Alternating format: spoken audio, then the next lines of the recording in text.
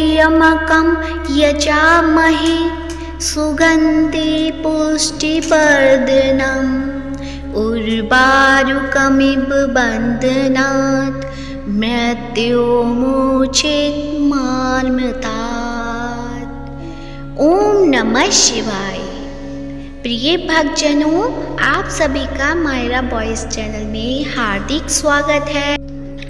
आप सभी को मायरा वॉइस चैनल की तरफ से भादो मास की अमावस्या यानी पिठोरी अमावस्या की हार्दिक शुभकामनाएं। इस दिन आटा गूंथकर माँ दुर्गा सहित 64 देवियों की आटे से मूर्ति बनाकर महिलाएं व्रत रखकर उनका पूजन करती हैं। इस दिन आटे से बनी देवियों की पूजा होने के कारण ही यह दिन पिठोरी अमावस्या के नाम से जनमानस में प्रचलित है।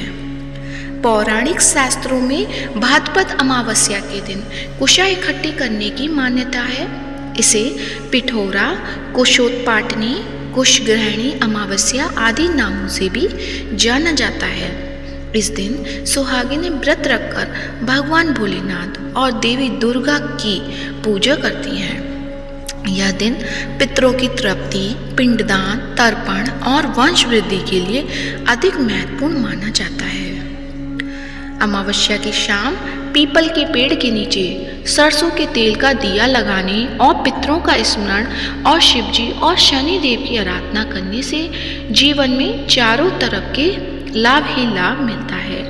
तो आइए आज की इस वीडियो में आप सुनेंगे पिठोरी अमावस्या की व्रत कथा। इस व्रत कथा को पूरे ध्यान पूर्वक और श्रद्धा भाव से पूरा अवश्य सुनें। बहुत समय पहले की बात है, एक परिवार में 7 भाई रहते थे। सभी का विवाह हो चुका था, सबके छोटे छोटे बच्चे भी थे। परिवार की सलामती के लिए 7 भाइयों की पत्नी पिठोरी अमावस्या का व्रत रखना चाहती थी। लेकिन जब पहले साल बड़े भाई की पत्नी ने व्रत रखा तो उनके बेटे की मृत्यु हो गई। दूसरे साल फिर एक और बेटे की मृत्यु हो गई। 7वें साल भी ऐसा ही हुआ। तब बड़े भाई की पत्नी ने इस बार अपने मृत पुत्र का शव कहीं छिपा दिया। गांव की कुल देवी माँ पोलेरम्बा उस समय गांव के लोगों की रक्षा के लिए पहरा दे रही थी। उन्होंने जब इस दुखी माँ को देखा तो वजह जाननी चाहिए। तब बड़े भाई की पत्नी ने सारा किस्सा देवी पोलेरम्मा को सुनाया तो देवी को उस पर दया आ गई। देवी पोलेरम्मा ने उस दुखी माँ से कहा कि वह उन सभी स्थानों पर हल्दी छिड़क दे जहाँ जहाँ उनके बेटों का अंतिम संस्कार हुआ है। तब बड़े भाई की पत्नी ने ऐसा ही किया। जब वह घर लौटी तो 7 पुत्र को जीवित देख उसकी खुशी का ठिकाना न रहा। तभी से उस गांव की हर माता अपने संतान की लंबी उम्र की कामना से पिठोरी अमावस्या का व्रत रखने लगी। आज के दिन यह कथा सुनी और पढ़ी जाती है। उत्तर भारत में यह पर्व पिठोरी अमावस्या के नाम से माँ दुर्गा की आराधना करके मनाया जाता है। वहीं दक्षिण भारत में यह त्योहार पोलाला अमावस्या के रूप में माँ पोलेरम्मा, जिन्हें माँ दुर्गा का ही एक रूप माना जाता है, की पूजा अर्चना के साथ मनाने की परंपरा है। तो प्रेम से बोलिए भगवान भोले शंकर की जय हो। तो ये थी पिठोरी अमावस्या की व्रत कथा। अब आप सुनेंगे अमावस्या पर सुनी जाने वाली पूर्णिमा और अमावस्या 2 बहनों की कथा। आप सुनते हैं अमावस्या और पूर्णिमा 2 बहनों की कथा। एक राज्य में एक राजा और एक रानी रहते थे, जिसकी 4 संतानें थीं, 2 लड़के और 2 लड़की। एक लड़की का नाम पूर्णिमा तथा दूसरी लड़की का नाम अमावस्या था। पूर्णिमा घर के कामों में निपुण थी और घर का पूरा काम करती थी और भगवान की पूजा अर्चना भी किया करती थी। और उसकी दूसरी बहन अमावस्या ना ही घर का कोई काम करती थी, ना ही भगवान की पूजा अर्चना करती थी और ना ही गौ माता की सेवा करती थी।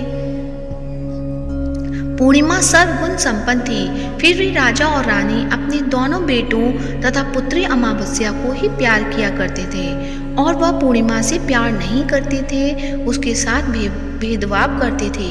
राजा के चारों पुत्र और पुत्री धीरे धीरे बड़े हो रहे थे। जब वे बड़े हो गए, राजा ने अपने दोनों पुत्रों का विवाह योग्य कन्याओं के साथ करा दिया। इसके बाद रानी ने राजा से कहा कि अब दोनों पुत्री विवाह के योग्य हो गई हैं और इन दोनों का विवाह भी करा दो, लेकिन पुत्री अमावस्या का विवाह किसी बड़े खानदान में कराना और पूर्णिमा का विवाह किसी गरीब परिवार में कराना, क्योंकि पूर्णिमा को केवल भगवान की पूजा पाठ करना ही पसंद है और गाय की सेवा करना पसंद है। अब रानी ने राजा को दोनों पुत्रियों का रिश्ता तय करने के लिए भेज दिया।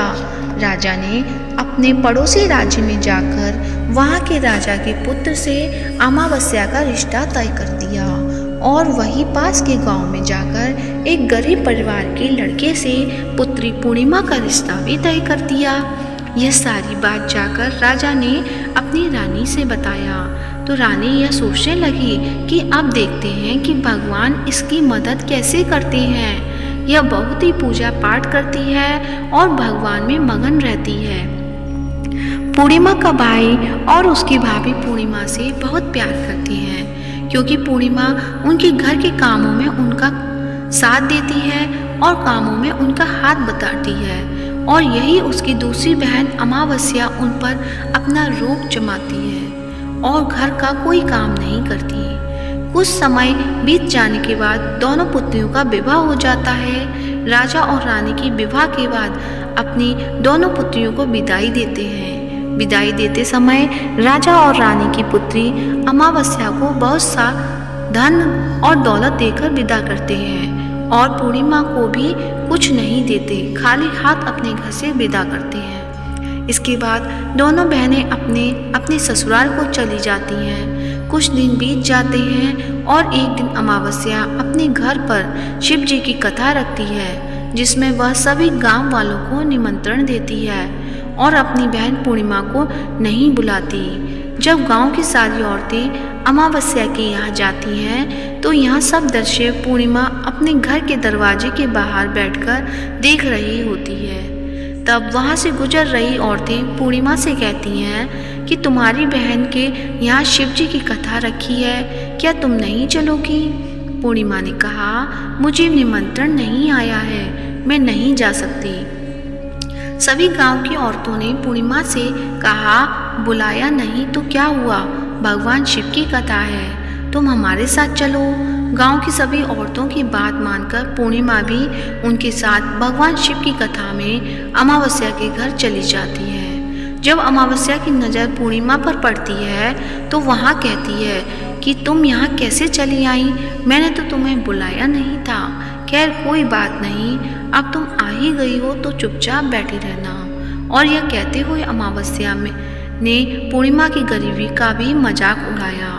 पूर्णिमा की आंखों में आंसू आ गए और रोते रोते मन ही मन में पूर्णिमा भगवान शिव से विनती करती है, हे भगवान, क्या पूजा पाठ करना गलत है? गौ माता की सेवा करना गलत है? आखिर मेरी गलती क्या है? आप मुझ पर अपनी कृपा दृष्टि कब बनाएंगे? पूर्णिमा बार बार भगवान शिव से यही कहती रहती। इतने में शिव कथा पूरी हो जाती है और अमावस्या भगवान का प्रसाद बांटने लगती है। वह सभी लोगों को प्रसाद देती है, लेकिन पूर्णिमा को वह प्रसाद नहीं देती। पूर्णिमा बिना प्रसाद के ही अपने घर लौट जाती है। रास्ते में वह यहाँ सोचते हुए चलती है, यदि बच्चे उससे कथा का प्रसाद मांगेंगे तो वह उन्हें क्या जवाब देगी। उसने सोचा था कि वह अपने मायके, अपने भाई और भौजाई के यहाँ जाएगी और वहाँ जाते हुए वहाँ बच्चों के लिए कुछ लेकर जाएगी। ऐसा सोचते हुए वह अपने घर वापस लौट आई। घर वापस लौटकर आने के बाद वह अपने पति और बच्चों से कहती है कि वह अपने मायके जा रही है। पति ने कहा ठीक है, और कुछ समय के बाद पूर्णिमा अपने मायके के लिए रवाना हो गई। चलते चलते रास्ते में एक चबूतरा आया जिस पर तुलसी का पौधा लगा था। उस चौधरी पर एक बूढ़ी अम्मा बैठी हुई थी। वह कोई और नहीं, साक्षात तुलसी माँ थी। वह बूढ़ी माता ने पूर्णिमा से कहा, बिटिया तुम कौन हो और कहाँ जा रही हो? पूर्णिमा अपना परिचय देती है। परिचय देने के बाद बूढ़ी औरत ने पूर्णिमा से कहा कि यहाँ तुलसी का पौधा सूख रहा है, इसमें थोड़ा सा पानी डाल दो और इस चबूतरे की सफाई कर दो, जिससे मुझे थोड़ी ठंडक मिलेगी। पूर्णिमा ने कहा कि ठीक है माँ, मैं तुलसी में पानी डाल देती हूँ और यहाँ की सफाई भी कर देती हूँ। पूर्णिमा ने साफ सफाई करने के बाद बूढ़ी अम्मा को भी नहला दिया और बूढ़ी अम्मा की सेवा की, उनके पैर दबाए और बूढ़ी अम्मा से कहा कि माँ जी और बताइए मैं आपकी क्या सेवा करूँ, और कोई काम है तो बता दीजिए, मैं कर दूँगी। बूढ़ी अम्मा ने कहा, कुछ नहीं, अब तुम जाओ और वापस आते समय मुझसे मिलते हो जाना। पूर्णिमा ने बूढ़ी अम्मा से कहा, ठीक है माताजी, मैं जाती हूँ, वापस आते वक्त आपसे मिलते हुए जाऊंगी। कुछ समय आगे चलने के बाद एक शिव मंदिर आया।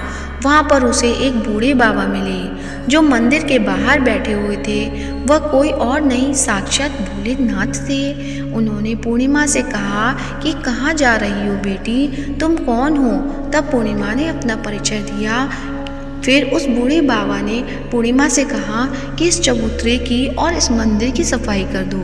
तब पूर्णिमा ने मंदिर की और चबूतरे की साफ सफाई कर दी और वहाँ पर पूजा पाठ अर्चना भी की। और साफ सफाई पूजा अर्चना करने के बाद उन्होंने बूढ़े बाबा को भी नहला दिया और उनसे कहा कि बाबा और कोई काम हो तो बताइए।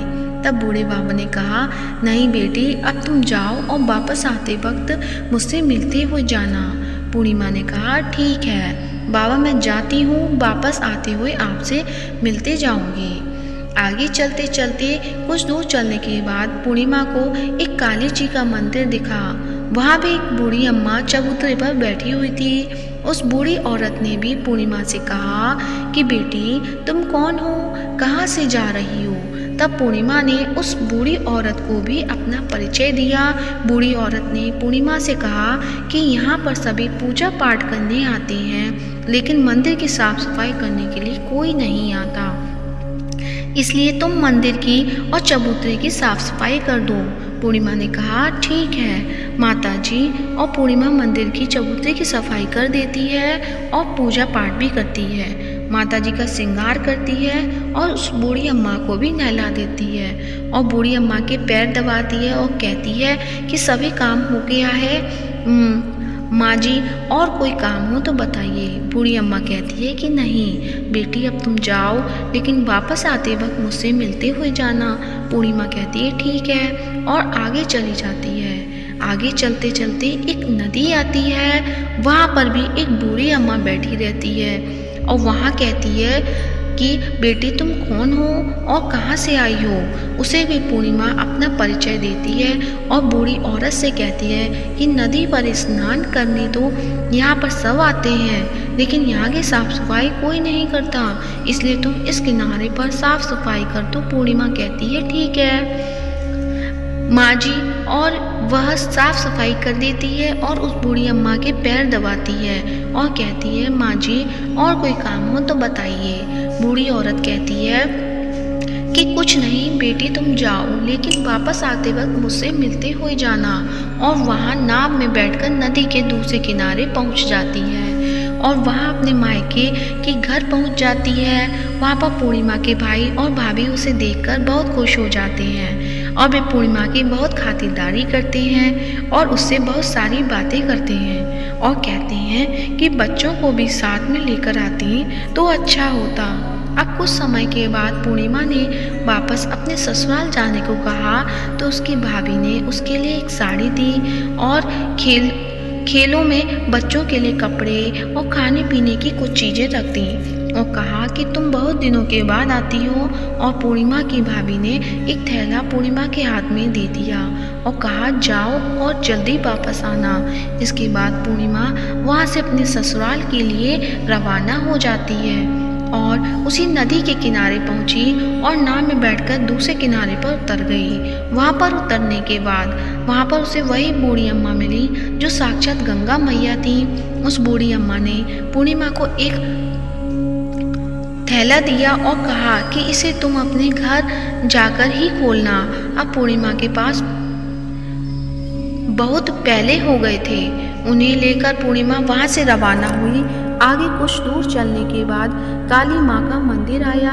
वहाँ पर काली माँ बूढ़ी माँ के रूप में विराजमान थी। उसने कहा, आ गई बेटी। पूर्णिमा ने कहा, हाँ माँ जी मैं आ गई। तो काली माँ ने उसे एक थैला दिया और कहा कि तुम यह थैला अपने घर जाकर खोलना। अब पूर्णिमा के पास 3 थैले हो गए थे। तीनों थैले लेकर पूर्णिमा आगे बढ़ी। कुछ दूर जाने पर शिवजी का मंदिर आया, जहाँ बूढ़े बाबा के रूप में शिवजी स्वयं विराजमान थे। बूढ़े बाबा ने कहा, पूर्णिमा तुम वापस आ गई। पूर्णिमा ने कहा, हाँ बाबा मैं वापस आ गई। बूढ़े बाबा ने भी पूर्णिमा को एक थैला दिया और कहा कि यह थैला तुम घर जाकर ही खोलना। पूर्णिमा ने कहा, ठीक है। अब पूर्णिमा के पास 4 थैले हो गए थे। अब पूर्णिमा 4 थैले पहले को अब कैसे ले जाती। उसने एक पुरानी साड़ी निकाली और उन सभी खेलों का एक गड्ढा बना लिया और सर पर रखकर वहाँ से रवाना हो गई। कुछ दूर जाने के बाद उसे तुलसी माँ बूढ़ी औरत के रूप में मिलती हैं और कहती हैं, पूर्णिमा तुम आ गई। हाँ माँ जी मैं आ गई। बूढ़ी औरत भी उसे थैला देती है और कहती है कि यह थैला तू अपने घर जाकर ही खोलना। पूर्णिमा कहती है, ठीक है माँ जी। अब पूर्णिमा के पास 5 थैले हो गए थे। पूर्णिमा वहाँ से रवाना हुई तो वापस अपने घर पहुँच गई। पूर्णिमा ने बच्चों को नीचे रखा और सबसे पहले अपने मायके के थैले खोलकर देखने लगी। उसने बच्चों के लिए अच्छे अच्छे कपड़े और खाने पीने की चीज़ें थी और उसने कुछ गहने भी थे। पूर्णिमा ने कपड़े अपने बच्चों को दे दिए और खाने पीने की चीज़ें भी बच्चों को दे दी। बच्चे ये सब पाकर बहुत खुश थे। आप पूर्णिमा ने दूसरा थैला खोला जो उसे गंगा मैया ने दिया था। उसमें ढेर सारे हीरे जवाहरात, सोना चांदी आदि थे। इसके बाद अब पूर्णिमा ने तीसरा थैला खोला तो उसे काली माँ ने दिया था। उसमें बहुत सारा सोना श्रृंगार का सामान भरा हुआ था। इसके बाद पूर्णिमा ने चौथा थैला खोला जो उसे भगवान शिव ने दिया था। उसने बहुत सारा धन संपत्ति भरा हुआ था और बहुत सारी खुशियाँ भरी हुई थी। इसके बाद अब पूर्णिमा ने 5वां थैला खोला जो उसे तुलसी माँ ने दिया था। उसमें चावल, दाल और 7 प्रकार के खाने की चीज़ों से भरा हुआ था। उसमें चावल, दाल और 7 प्रकार की खाने की चीज़ें थीं। उसका घर धन धान्य से भरा हुआ था और परिपूर्ण था। अब पूर्णिमा और उसका परिवार सुख से जीवन व्यतीत करने लगा। अब पूर्णिमा के मन में विचार आया कि क्यों ना शिवजी की कथा कराई जाए और शिवजी की कथा में एक कार्यक्रम रखा। पूर्णिमा ने गांव के सभी लोगों को निमंत्रण दिया और घर घर जाकर सभी लोगों को बुलाया। पूर्णिमा अपनी बहन अमावस्या के घर भी गई और अमावस्या को भी शिवजी की कथा के लिए उसने अपने घर बुलाया। जब अमावस्या पूर्णिमा के घर शिवजी की कथा में आई तो उसने देखा कि पूर्णिमा के घर में किसी भी चीज़ की कोई कमी नहीं है। इतना सारा धन दौलत देखकर अमावस्या की आंखें आश्चर्यचकित हो गई। उसने पूर्णिमा से कहा कि तुम्हारे घर में इतनी धन और दौलत कहाँ से आई। पूर्णिमा ने कहा, देखो बहन, तुमने शिवजी की कथा में मुझे नहीं बुलाया था, फिर भी मैं चली आई और तुमने मुझे प्रसाद तक नहीं दिया और मेरी गरीबी का मजाक भी उड़ाया। उसके बाद मैं अपने घर आ गई और घर आते हुए मन ही मन मैंने सोच रही थी कि अपने मायके जाऊंगी और मैं अपने मायके चली गई और जो कुछ घटना इस बीच में हुई वह सभी घटना अपनी बहन अमावस्या को बताती है। तो अमावस्या कहती है कि तुम भी मुझे प्रसाद मत दो और मुझे डांट लो, लेकिन पूर्णिमा ने कहा कि यह तो भगवान का प्रसाद है, मैं तो सबको दूंगी और तुम्हें भी दूंगी। फिर भी अमावस्या ने प्रसाद नहीं लिया और वह सीधे अपने घर चली गई। घर जाकर अपने बच्चों से कहकर वहाँ अपने मायके जाने के लिए तैयार हो गई और मायके के लिए निकल गई। उसे भी रास्ते में चलते चलते तुलसी माँ मिली जो चबूतरे पर बूढ़ी माँ के रूप में बैठी हुई थी। बूढ़ी माँ ने अमावस्या से कहा कि बेटी तुम कौन हो और कहाँ जा रही हो। अमावस्या ने अपना परिचय दिया। बूढ़ी माँ ने कहा कि बेटी तुलसी का पौधा सूख रहा है, उसमें थोड़ा सा पानी डाल दो और इस चबूतरे की साफ सफाई कर दो। इस पर अमावस्या ने कहा कहा, बुढ़िया तुझे दिखाई नहीं दे रहा कि मैंने इतनी महंगी साड़ी पहन रखी है, ये गंदी हो जाएगी। ऐसा कहकर वहाँ से आगे चली गई। आगे जाने पर उसे भगवान शिव मिले, जिसे भी उसने ऐसा ही कहा। उसके बाद आगे जाने पर उसे काली माँ मिली, जिससे भी उसने यही सारी बातें कही। आगे जाने पर उसे गंगा माँ मिली, जिसे भी उसने यह सब कहा और आगे चली गई। इसके बाद अमावस्या जब नाव में बैठने लगी तो उसे नाव में फूलों की जगह कांटे भरे थे, जो उसके पैरों में चुभ रहे थे। किनारे पर उतरकर वहाँ अपने मायके चली गई। जब वहाँ उसे अपनी भाभियों ने तथा भाइयों ने देखा तो मन ही मन में कहने लगे कि काम की न काज की, 2.5 मन अनाज की। अब आ गई है तो ठीक है। पूर्णिमा तो हमारे कामों में हाथ बटाती थी, यह कोई काम करेगी तो नहीं। अब उन्होंने खाना बनाया और खा पीकर सभी सो गए। अमावस्या जब सुबह उठी और उसने भाभियों से कहा कि मैं अपने ससुराल जा रही हूँ। उन्होंने कहा ठीक है जाओ। अमावस्या बोली, पूर्णिमा को तो तुमने एक थैला दिया था और मुझे भी कुछ नहीं दोगे क्या? भाई और भाभी ने कहा कि तुम घर जाओ और थैले तुम्हारे घर पहुंच जाएगा। फिर अमावस्या वहाँ से निकल गई और नदी के किनारे पर पहुंची। वहाँ गंगा मैया बूढ़ी औरत का रूप धारण करके बैठी हुई थी। बूढ़ी माँ ने कहा, आ गई बेटी? तो उसने कहा, मैं आ गई। अमावस्या ने कहा, तुमने पूर्णिमा को एक थैला दिया था और मुझे नहीं दोगी क्या? बूढ़ी माँ ने कहा, तुम घर जाओ और थैला तुम्हारे घर पहुंच जाएगा। इसके बाद आगे जाने पर उसे काली मैया मिली, जिसने भी अमावस्या को यही कहा। इसके बाद आगे जाने पर उसे शिव भगवान मिले, जिन्होंने भी अमावस्या से यही कहा। इसके बाद आगे जाने पर उसे तुलसी माँ मिली, उसने भी अमावस्या से यही कहा, तुम घर जाओ, थैला तुम्हारे घर पहुंच जाएगा। अमावस्या अपने घर पहुंच गई। आंगन में देखा तो वहाँ पर 5 थैले पड़े हुए थे। अमावस्या ने मन ही मन सोचा कि अब तो मेरे पास बहुत सारी धन और दौलत हो जाएगी। जल्दी जल्दी उसने सभी थैलों को खोला। किसी में मिट्टी थी तो किसी में पत्थर, किसी में कंकड़ और किसी में कोयला। उसे मायके से भी कुछ नहीं मिला था। इन थैलों में कुछ भी नहीं था। अमावस्या दौड़ती हुई पूर्णिमा के घर गई और कहती है, तुम्हें तो इतना सब कुछ मिला, मुझे तो कुछ नहीं मिला, आखिर क्यों? तो पूर्णिमा कहती है कि जब मैं अपने मायके जाती हूँ तो अपने भाभियों के साथ उनके कामों में हाथ बटाती हूँ, उनके साथ मिलकर काम करती हूँ, लेकिन तुम ऐसा कुछ नहीं करती, उनकी इज्जत भी नहीं करती, इसलिए वह तुम्हें भला क्या देंगे। इसके बाद तुमने गंगा मैया को ठुकरा दिया और काली माँ को भी ठुकरा दिया और भगवान शिव को भी तुमने ठुकरा दिया। इसके लिए उन्होंने तुम्हें कुछ नहीं दिया। अमावस्या कहती है कि बहन तुम मुझे माफ़ कर दो, मैंने तुम पर हमेशा अत्याचार किया है, मुझे कुछ नहीं मिला तो कोई बात नहीं, मैं भी भगवान की भक्ति करूँगी और सब कुछ प्राप्त कर लूँगी, मुझे इन सब चीज़ों का रहस्य बताओ। तो पूर्णिमा ने कहा कि तुम 3 सूत्र का ज्ञान ले लो और उसकी कथा करना। पहले सूत्र में दया मांगना और दूसरे सूत्र में कथा मांगना और तीसरे सूत्र में 108 बार ओम नमः शिवाय का जाप करना। बहन भगवान ने यही सूत्र दिए हैं, इनको अपने हृदय में बसा लेना। मैंने भी यह 3 सूत्र अपने जीवन में अपनाए थे और सच्चे मन से भगवान की भक्ति पूजा पाठ की थी। फिर भगवान ने मुझे यह सब कुछ दिया और तुम्हारे पास जो कुछ था वह भी सब खत्म हो गया। इसके बाद अमावस्या अपने घर गई और भगवान की पूजा पाठ करने लगी।